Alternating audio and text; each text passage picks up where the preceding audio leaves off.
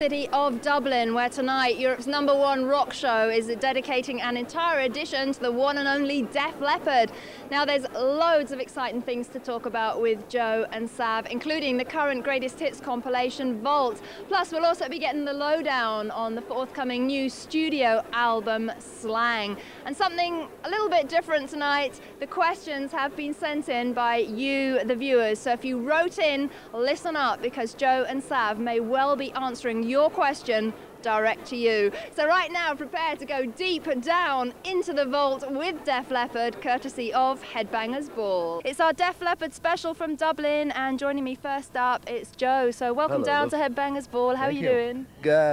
Still carrying this cold thing around that we've all been carrying around in suitcases for 8 weeks all over the world. We've just done 23 countries in 7.5 weeks, wow, which is kind of wild, but if nothing else, it was a challenge. Yeah, absolutely. Good. That's almost as kind of stressful as being on tour, isn't it? It's actually probably more stressful because you don't have that release of going on stage for 2 hours a night, which is why you're actually out on tour. When you're just touring to talk, and we were doing the occasional like unplugged set, but it's not having that release of going on stage and doing a gig actually makes it like way more stressful than touring.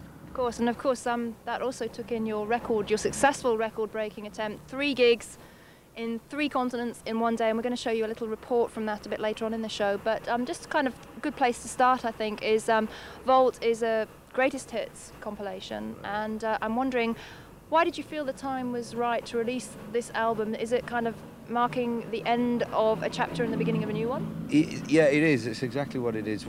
It was initially suggested to us by Polygram, and we were like right in the middle of doing Slang, the new album, and like, no, we don't want to do a greatest hits right now. We're just too busy doing this, you know. And then we started thinking about it, like on coffee breaks and things, like, well, it might not be such a bad idea.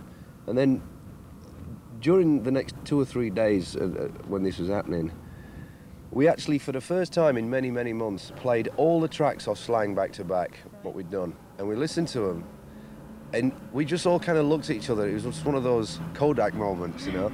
And it was pretty obvious, without saying anything, that we'd all were thinking along the same lines, that this album is so vastly different to anything we've ever done before, that maybe this greatest hits is a good idea, because if we were to release it after the Slang album, we'd be like reopening the 80s chapter again, right, which we really should maybe do a thank you and good night to right now. Right. Since On Through the Night, when that came out kind of on the back of the EP, there was a bit of a buzz going around in England about the band, and it helped. We've never had that since 1980. Right. So we were thinking a bit of momentum wouldn't do us any harm either. Right. And the album's been a huge success, of course, and there's one new song on Vault, When Love and Hate Collide, and right, actually there's a nice story behind this song, because this is actually quite an old song from the Adrenalize sessions, yeah, isn't it? Did you rejuvenate it? Absolutely. But the actual, if you get one of the CD format of the single, has actually got the original demo on it, which Steve, late great Steve Clark. Yeah, Steve playing the solo on it, which shows you how old it is. Me and Sav wrote that song about the summer of 1990, I think it was. Wow. Well, we thought at the time we'll save it for the next album. Little did we know that by the time we got round to doing the next album, we wouldn't be doing that kind of music anymore. Right. So we're thinking, well, this song's never going to get used. Consequently, with the greatest hits coming out, it all of a sudden fell back into place, because with the greatest hits kind of mostly a collection of like late 80s, early 90s stuff. This song fell right in the middle there. So it was a song written back then but recorded right now. So it's best of both worlds, really. Excellent. Well, we're on our way to meet Sav right now. Ball, Def Leppard special coming to you from Dublin. We're down in Temple Bar, and as you can see, Sav's joined us right now. How are you doing today, Sav? Okay, a bit of the old Christmas cold coming on, but yeah, standard for the year, I think. Yeah, also because of course you've been out on a promotional trip for Vault for something like 2 months, haven't you? Which is, we were talking to Joe, is a pretty tiring experience. And of course, during that time you also broke the Guinness World Record for playing 3 gigs in 3 different continents in a 24-hour period. So a question is, Sav, did you know what you were letting yourself in for? Well, not really. I suppose if we'd have known what was going to happen, we'd have probably thought twice about it. But you know, at the end of the day, it was really good to do, and it was nice to do something that nobody's ever achieved before. That's the type of thing that Def Leppard would always try to do, and it was good fun. You know, at the end, it was great. Yeah, Congratulations, Thanks. fantastic achievement. And Joe, you actually also, of course, as you said, you played for something like 3 hours throughout that day. Yeah, each set we did was like an hour, and because we were aware as well that many of the journalists were seeing each set, you know, all 3 sets, we were playing them upside down and backwards just to vary it a bit as well. And by the time we got to Vancouver, it just became nuts, really. I mean, they were mosh diving at an unplugged set, you know, I mean, fights breaking out in the crowd. It was very, very weird, you know. Can't wait to play electric if that's what it's going to be like. Sounds like quite a trip. Right now, though, we've reached our first commercial break here on the Headbangers Ball Def Leppard special. We're going to go and find a nice warm pub, I think, to continue the interview because it's freezing cold out here. And guys, just to let you know, the next set of questions for the rest of the show have been sent in by viewers. Great. So we will find out what you guys out there in Europe want to know about Def Leppard, and there are some very good questions to come. Good. So we'll say goodbye for now, into commercials, and we'll see you after the break with viewers' questions for Def Leppard, East London. And Andrew has actually got a question lots of people have asked. On the Japanese version of Volt, there's a song called You Can't Keep Away from the Flame. It's never been released in Britain. Can you tell him why it was released on the Japanese album? Yeah, basically there's a kind of a thing that all artists do in Japan, which is give them an extra track that nobody in the rest of the world gets, purely because the economy down there is such that a Japanese album costs around about £28 to buy. And obviously the shopkeepers can actually come to London or go to America or wherever, buy them over the counter and sell them cheaper. And they're basically the whole record industry would collapse if artists didn't give them the bonus tracks, which encourages kids to buy the local pressed up, you know, the Japanese version of the album instead. Right. So we gave them the extra track, and it will probably come out in Britain maybe next year.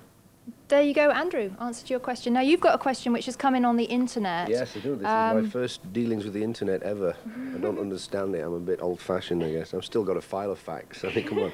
This is from a guy called Mark Senf, and he actually sent in a bunch of questions, but the interesting one here, I think, is what are the exact words at the end of Love Bites? Well, after... Do you really want to know? Yeah.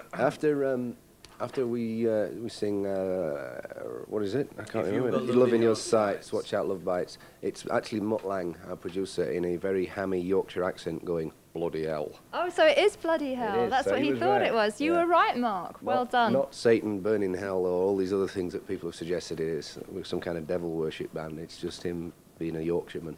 Well, you set the record straight actually, there. Good. As a postscript to that, I'm glad he didn't ask what he actually says at the beginning of the song. Because if you listen very carefully, right at the beginning of the song, it's something like, and it's actually F-U-C-K off. Whoa. Is it? So there you go. I mean, the fans, they know so much about the band. They're sending in some brilliant questions. They have saved me a lot of hard work. And we got another internet question coming from Sav. Yeah, this is from Miss Carol Benson, and the main question she asks, or one of them says, someone called Stevie Van is listed as vocals on When Love and Hate Collide. Who is he? Which vocals did he do? And will we ever use him again? Well, I'm sorry to disappoint you, Carol, but Stevie Van is actually a woman, formerly known as Stevie Langer, Mutt Langer's ex-wife. She basically sung on the demo that me and Joe did of When Love and Hate Collide about 5 years ago, and the wonders of modern science, we actually kept the original, stuck it in a computer, changed the timing of it, and put it on the new version of When Love and Hate Collide. That's a nice story, actually. And Carol, I know, is a massive Def Leppard fan, and she would like you to wish... She is a huge Def Leppard fan, and it's Carol's 40th birthday. She doesn't exactly say, I don't think exactly when her birthday is, but we think it's sometime in December. So, Carol, happy birthday. Thank you. Brilliant. There you go, Carol. Especially for you from Def Leppard. We go back to... I'm leaving now. Laurence Olivier stuff, no problem, but a footballer, no way. We'll go back to Mark, Mark sent, because he sent in zillions of excellent questions. Yeah, and actually some of these have, actually cover a lot of the questions have been sent in. But these two kind of tie together. Why is Vault a greatest hits and not a best of?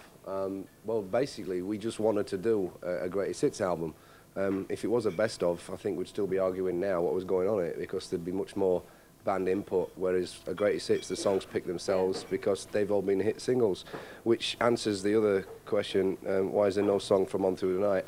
Well, there's a lot of popular songs, maybe things like Rock Brigade and Hello America, but they were naturally, none of them were ever hits. Right. So they never made the album. But if we ever do like a 20th anniversary box set or something where there's like a collection of best of, then that's when stuff like those songs maybe would make one of the 4 CDs or whatever. Good. Okay, well, we've got loads more viewers' questions on the way in the next part of the show, but we do have to go to our next short commercial break. Stick around. More Def Leppard videos and questions from you, the viewers, to come. See you after the break. And Johnny Daly from Glasgow, up there in Glasgow, wrote in, and I think he's got a very good question. He reckons that when you first started out, your goals were probably to sell a few records and obviously play to as many people as possible. Now you have achieved such amazing success. What keeps you going, and do you have any unfulfilled musical ambitions?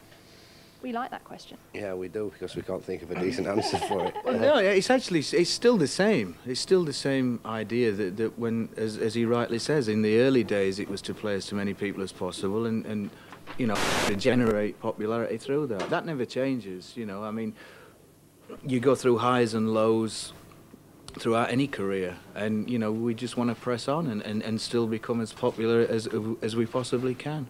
I mean, do you have to keep kind of reinventing yourselves? Because I think you've got a question there about the kind of the new image. That's also from Carol Benson. Yeah, thanks Carol, thanks a lot, happy birthday. No, I mean, there's a lot can be made of like image and look and stuff. At the end of the day, it's all about records. If your records are good and they're still valid and they still have something to say in whatever era you're talking about, then that's the main thing, you know. We never wanted to stay in flared trousers all through the 70s, and nobody does. I never wore any, actually, so what a giveaway from Mr. Savage. But, you know, it's like anything else. You move on, okay, people get their hair cut. I mean, I still don't consider my hair short, so it's just one of those things. You feel comfortable in doing what you're doing at the time, you know. I mean, and it's certainly not through any sort of contrived idea to try and look hip or modern. I mean, we've never really been like that. We've always let the music do most of the talking and live and die by that. I think that's the right attitude to have, definitely. Now, you've got a question also, haven't you, Joe? I've got 18, 19 questions. Very quickly, this is from Katja Eichner in Zwickau in Germany. Germany, yeah. Well, he's got 19 questions, so let me pick one out. Yeah, he's recognised recently that... I think it's a she. Oh, it's a she, I'm sorry. She. Sorry, apologies. Has recognised recently that Rick's not doing any vocals anymore. Why? Well, obviously he's talking live. When we're doing albums, if there's a lot of harmony vocals to be done, then Rick obviously does do a bit of singing. Everybody joins in. We all sing when need be. But at live... being one-armed and having all that technology to play with in the past, which he's been doing with his drums, I think he had enough to concentrate on by just playing his drums. So, and Vivian joining the band took a lot of weight off Rick having to sing as well, because Vivian's got an excellent voice. Good point. Okay, with the Headbangers Ball Def Leppard special from Dublin, and we've been asking questions sent in by viewers, and actually many of them have come in on the internet, the Headbangers Ball address, and this one is actually from America, and this is from the lady who runs the LepNet fan club on the internet, and actually if you look on your screen you can see the email address that you can contact Denise on. She wants to know if you've ever had a chance to check out any of the unofficial websites on the internet, and will there be an official one in the future? No, we haven't. I've never actually seen the internet at all, except on like Tomorrow's World or something. I don't have a computer. Right. I'm a very simple kind of a guy. We are, though, hoping to start our own official internet sometime in January next year. Good. And will you be involved in that? Oh, yeah, of course. So you might get sort of into the 90s on technology-wise. Yeah, I might actually go surfing myself. Well, he knows the technology there. You know the correct terminology. If I can borrow a surfboard from somebody. And talking of fan clubs, we've had like too many letters to mention actually from people with problems with the Rock Squad. Now, what exactly is going on with that?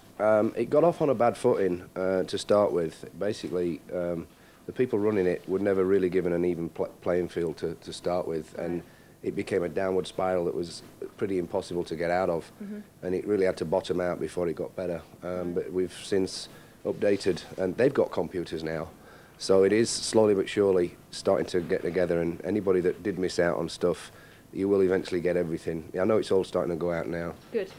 So the problems with the Rock Squad are being sorted out as we speak. Totally sorted, but they are getting better. Right. It's off the critical list. Good. Well, we're very pleased to hear that. Okay, over to Sav. Now, you've got a question also on the internet. Do we know who that's from? Yeah, it's from Alex Bill from the Computer Centre of Birmingham, and he was asking about specifically about Vivian and Phil actually changing their gear to basically going back to Les Pauls and Marshalls, and if they changed the twin guitar style just for slang. And basically the reason why they went back to Marshalls and Les Pauls was the whole concept of the new album Slang is trying to get back to a more just a more real sounding album, as opposed the stuff in the 80s was great for when it was, and it was a very synthesized sounding records that we made with Hysteria and Adrenalize. And we wanted to get back to more of an earthy type sound, and that the obvious thing, apart from Rick playing a brand new acoustic kit as opposed to synthetic drums and electronic drums, it meant that they're using Les Pauls and basically not using little boxes that are like transistorized guitar sounds. It's the real thing again, and the album sounds great for it. It's a lot more real and a lot more live sounding. Okay, well, thank you for that. And in the next part of the show, we will start to concentrate more on Slang and what's happening for Def Leppard in '96. And more questions to my special guests, Def Leppard, on the way, sent in by you. And actually, we're kind of moving on to talk about Def Leppard in '96, the forthcoming Slang album. I've got a little question of my own for you right now. Now, you guys, you've spread out all over the world. You and Sav are in Dublin, as we know. We're in your hometown tonight. And the other guys, I think, live around and about in America. When you come to getting into the songwriting, or I know you're already into the songwriting for this album, how does that work when you're spread out around the world? Well, it was pretty straightforward. We took 6 months off after the Adrenalize tour because we'd never had a break in 11 years, and everybody wanted to go home and just hang, you know. And while we were all back at home, technology being what it is, all this new equipment had come out where you could record demos digitally on these little video machines, basically, that were album quality. In fact, some of the demos actually became the master tapes. And we did all our own stuff. We just worked as individuals for 6 months. And then we, in May of '94, we rented a villa down in Marbella in Spain, threw all the furniture out, brought our own equipment down, and basically did it like recording in a house rather than in a studio, which was a lot more fun. Right. And we just played each other what we'd been doing. And if there were finished songs that everybody liked, we did them the way they were. And if there were bits out of maybe a song that I'd written, we'd take half of mine and half of one of Sav's and put it together, and we just worked as a team with 30, 35 songs that or bits of songs that we'd kind of piece together in 6 months. Right, and we've seen you playing acoustic guitar on some of the sets that you've been doing. Is that something, are you going to be playing more guitar? Me personally, I have no idea. If it's warranted, and if we need that 3 guitar thing for any reason, I can do it if it needs to be done. I mean, it's quite simple with the acoustic stuff to do it because you're just playing block chords. I mean, I'm not Eddie Van Halen, but I play enough chords to be able to write a song or maybe fill in if Vivian and Phil are doing like little intricate one-note things and it needs rhythm behind it, I can do that. I think he's being a bit modest, isn't he? Well, when it comes to the simple stuff, both myself, Vivian and Phil think that he's the best guitar player in the group. Yeah, I mean, when I'm talking like just chordal things like AC/DC, he's the best timekeeper in the whole group. So there may be a few odd jobs for him on the new album at least. See, I've got a good right hand. I got a lot of practice in my teenage years. Oh, should we go to Sav's question actually? Another internet one, I think. Moving right along. Yeah, this is from Alex Reynolds, basically saying that. We've already played 2 songs off the new album in live acoustic form, and basically just asking us about the new album and how the songs relate. And it's a very wide-ranging album, from anything from anything that sounds like, I mean, don't laugh, Boyz II Men, TLC, through the Stone Temple Pilots, through the Led Zeppelin, through the U2, we've kind of taken a little bit of everything. You know, when I say Boyz II Men, I mean mainly just concentrating on the vocal harmonies, right, but allied it to the more rawer sounding guitars, and the mix that's come out of it has been great. It really has, you know.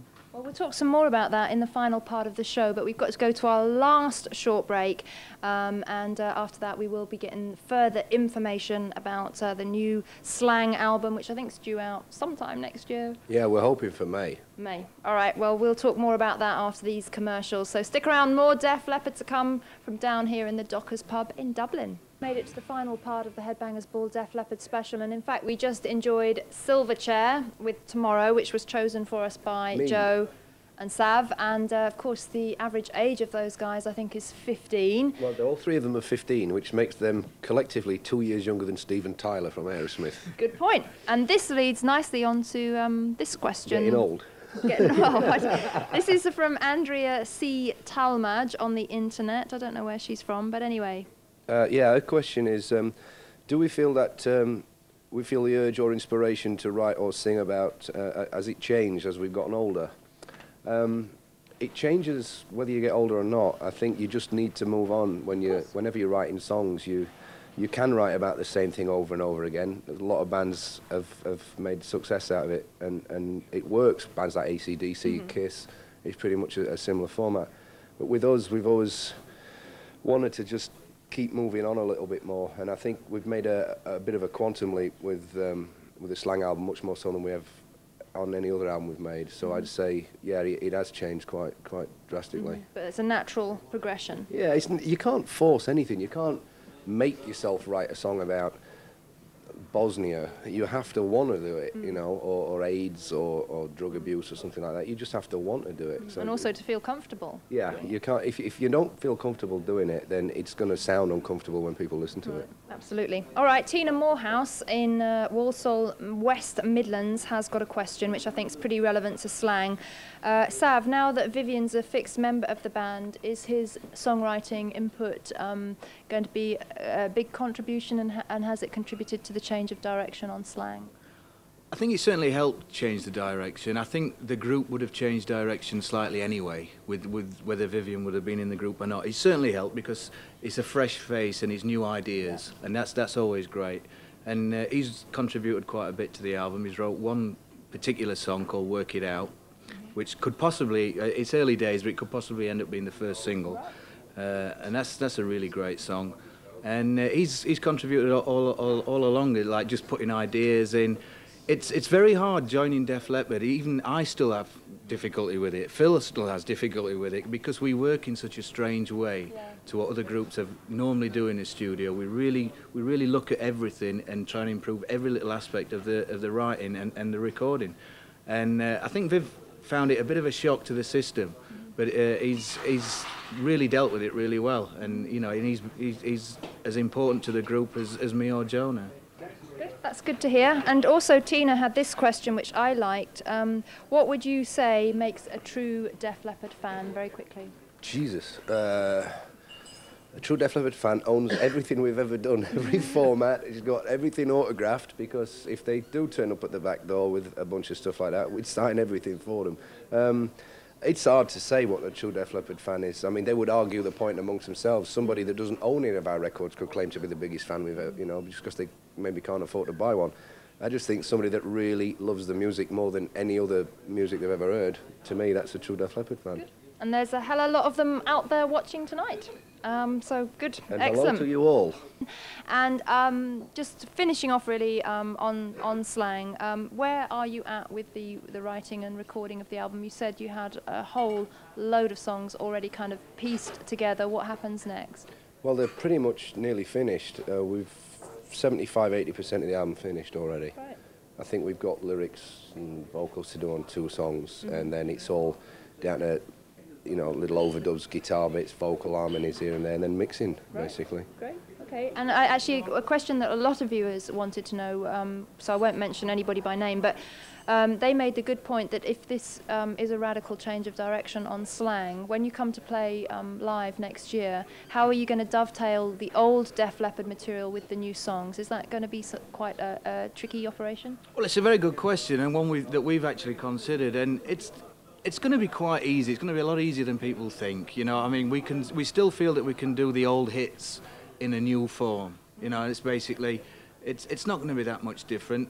There's a rawness to even the stuff from Hysteria, which is very valid, and which we've done from ever the 80s, ever up till now. And we've always considered that the live versions of the songs are very unique anyway. Right. And so we've never really had a problem with that, and we think that the two will form together quite easily.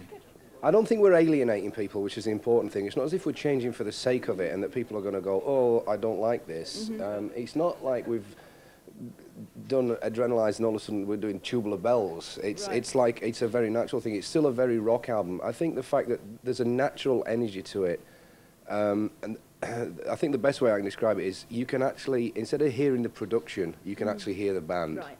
To finish with then, what have fans got to keep them going up until the new album release? Obviously Vault is out now and there's a video coming as well, isn't there? Yeah, there's a new video archive, which is basically all the stuff compiled that's not been out before.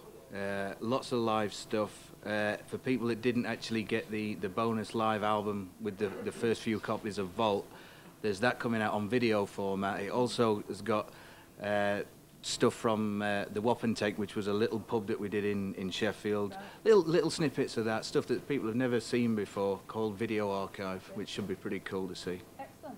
All right, well actually we've got 5 signed copies of the Japanese version of Vault, which features the extra track we talked about earlier.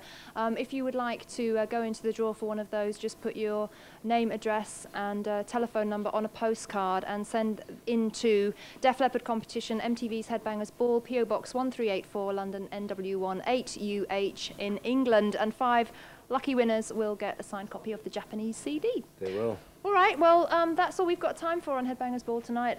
Thank you both very much for joining me here in Dublin. It's lovely to see you again, and I must say, I certainly love When Love and Hate Collide. I think that's a brilliant song, and I think it's going to be a very exciting time for you guys in '96. And we'll see you on tour, of course, won't we? You will. We're going to be out, we think, by about June next year, and we'll be out for as long as it takes, a year, 18 months, 2 years. We're going to play it anywhere that people want us, we'll be there. Brilliant. Okay, well, have you got a final message you'd like to say to the fans out in Europe? Yeah, have a very Merry Christmas and a rocking 1996. Brilliant. All right. Well, thank you both very much. Pleasure talking to you. That's the latest news on Def Leppard. And we're concluding Headbangers Ball right now, but I do invite you to stick around for a complete change of musical direction, because very shortly it's time to go into the pit. And Danny from Cradle of Filth is going to be presenting a half hour of extreme and brutal music for all you death metal and extreme metal fans out there. So stick around, Into the Pit, coming up next. But for tonight, here in Dublin, we're signing off from the Dockers Pub, our Def Leppard special. Should we get the Guinnesses in, I think? Yeah. It's about time. Yeah. It's my round. Thank you. We'll see you very soon. You'll see Def Leppard in '96. Bye.